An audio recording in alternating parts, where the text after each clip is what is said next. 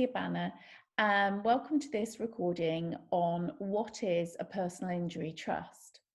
A personal injury trust is quite simply a trust established to hold a personal injury award. Such trusts will almost always be deemed to be self-settled. This means that they'll be settlor interested for income tax purposes, and the funds held within the trust will continue to form part of the estate of the injured beneficiary for inheritance tax purposes. It's important to be aware that personal injury trusts will not necessarily benefit from any favourable tax treatment unless both the beneficiary meets the definition of a disabled person and the trust meets the definition of a disabled person's trust.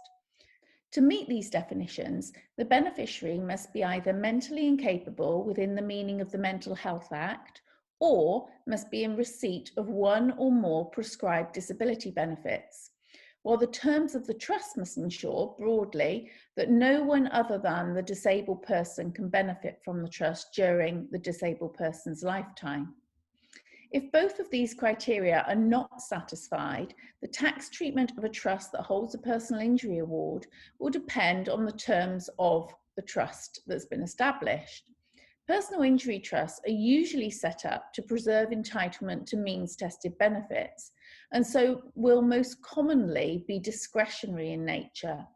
Consequently, a transfer to a self-settled, discretionary-based personal injury trust that does not qualify as a disabled trust will be a chargeable lifetime transfer, and the settled funds will continue to be included in the estate of the personal injury claimant as a gift with reservation.